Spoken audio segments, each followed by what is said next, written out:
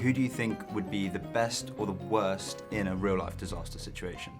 Who would be the worst? Who would that? Who would be the worst? Who would be the best? In a specifically tornado. Yeah, let's go tornado. Okay. Daisy Edgar-Jones is the person you want in the tornado. Yeah.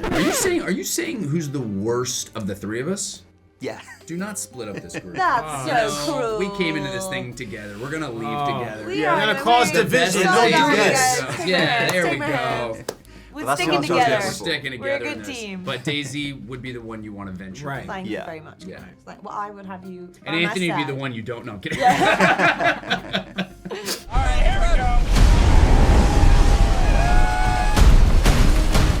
Did any of you do your own stunts at all? Try to do as many as possible, you know. Sometimes Yeah. the stunt coordinator's like, no, you can't do that one. You know. Yeah. These sequences where you got props flying, you're dodging props like for real, and driving alongside the stunt truck while you're coming this way, and you gotta pass it, then it passes you while the camera's on a crane, you know, to get a front shot and then get a profile, and just, you know, trying to keep those measurements. So all that stuff was really fun. There's a certain amount of pressure that comes with releasing a sequel to such an influential film.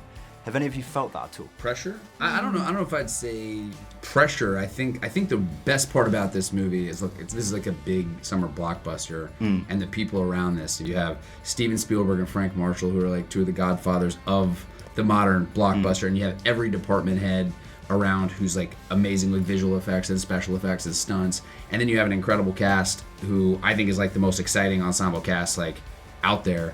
So it's like we have like the best team that you could venture into a tornado with. So I felt like we were just like really prepared for it, and I think we'd really deliver. Was there anything unique about the filming process for filming this disaster film?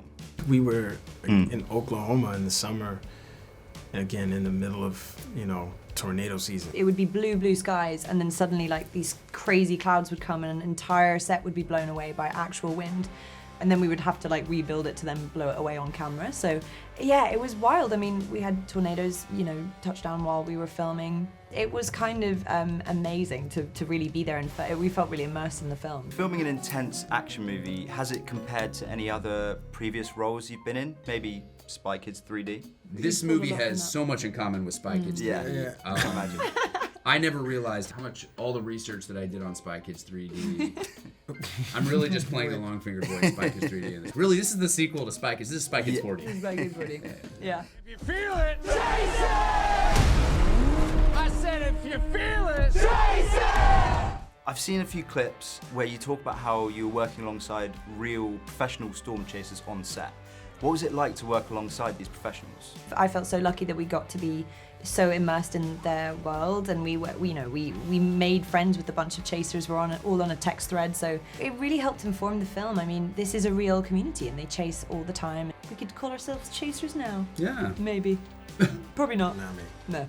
Can I get a quick-fire favourite moment from each of you from this film? Daisy taking us out line dancing. Offset. You know, it was a pretty special moment. It's like the way that Daisy embraced Oklahoma culture was pretty unbelievable. I had no idea. She really looks like she belongs in a cowboy hat. There was one sequence we filmed where we were on this big street, and there was a farmer's market that we were that was being blown away, and we all had this. It was the biggest stunt I've ever done, where they were dumping this we need to find out how many gallons of water. But it was, and then so much water that it swept us away. That was the sort of point. And the three of us sort of like gearing up, we were like ready, because we only had a few takes of this, and you know, they had to get in. They were firing water cannons at us.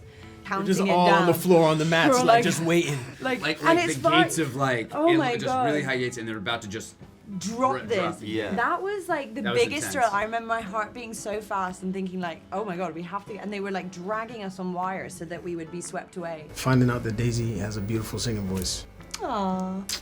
We have It's that always little good. moment on set where those guys, that group, they're singing in the scene where we're walking up to the motel. Yeah. And we learned the song, and we were like singing it on guitar. I was like, oh, Daisy, your voice is crazy, bro. Thank Oh, you. amazing. Yeah. We were singing quite loudly, probably in the hope that they would. That they'd put us That they in would the put us in scene, in the part, but Yeah.